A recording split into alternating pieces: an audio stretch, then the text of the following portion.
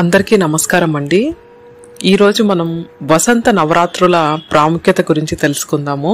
చైత్ర శుద్ధ పాడ్యమి నుంచి అంటే ఉగాది నుంచి మనకు నూతన సంవత్సరం ప్రారంభమవుతుంది. అలాగే ఋతువులలో తొలి ఋతువైన వసంత ఋతువు మొదలవుతుంది. ఈ వసంత ఋతువుకు ఎంతో ప్రాముఖ్యత ఉంది. శిశిరంలో ఆకులు రాల్చి సర్వస్వం కోల్పోయిన ప్రకృతి కాంత నవ పల్లవాలతో చిగుర్చి పూల సోయగాలతో కనువిందు చేస్తూ సుగంధాల సేవతో ప్రకృతి పురుషునకు మకరందాల విందులు అందించే ఈ వసంత ఋతువు అంటే గుణరహితుడైన ఆ పరమాత్మనకు కూడా ఇష్టమే.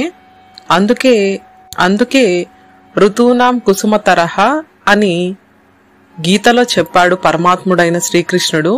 అనంతమైన కాలంలో కేవలం ఏడాదికో 2 నెలలు ఆయుష్ ఉండే ఈ వసంత ఋతువుకు ఎందుకంత ప్రాముఖ్యత అనే విషయం గురించి తెలుసుకుందాము. ఈ వసంత ఋతువులోనే దేవదేవుడైన శ్రీ మహావిష్ణువు పరిపూర్ణ మానవునిగా అవనిపై అవతరించాడు. అదే శ్రీరామావతారం. అంతవరకు రాక్షసుల యుద్ధాలతో విసిగి వేసారిన సర్వలోకాలు శ్రీరామ జననంతో మంచి రోజులు వచ్చాయని సంతోషించాయి. పుడుతూనే సకల జీవకోటికి ఆనందాన్ని కలిగించిన వాడు శ్రీరాముడు. అందుకే సంవత్సరంలో తొలి పండగ అయిన ఉగాది నుంచి శ్రీరామనవమి వరకు వసంత నవరాత్రులు సంబరంగా జరుపుకోవడం ఆచారమైంది. అయితే 9 రాత్రులే ఎందుకు జరుపుకోవాలి, ఏమిటా లెక్క అని సందేహం చాలా మందికి కలుగుతుంది. నవ అంటే 9 అని, కొత్త అని 2 అర్థాలు ఉన్నాయి. కొత్త అంటే అంతవరకు రాక్షస బాధలతో శోకమయంగా గడిపిన రాత్రులు పోయి ఆనందమైన నవరాత్రులు వచ్చాయని అర్థం.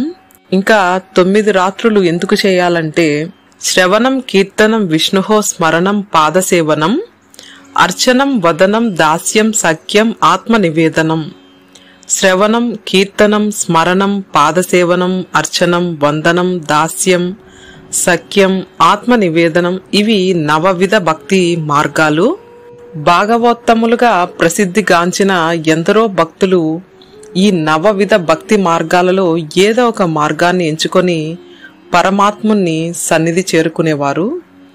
నవరాత్రులు 9 రోజులు ఒక్కొక్క రోజు ఒక్కొక్క భక్తి మార్గాన్ని ఎంచుకొని అలా 9 రోజులు 9 భక్తి మార్గాలతో భగవంతుని సేవించి తరించడానికే ఈ నవరాత్రులను ఏర్పాటు చేశారు అని మన ఋషులు చెప్తున్నారు. జై శ్రీరామ.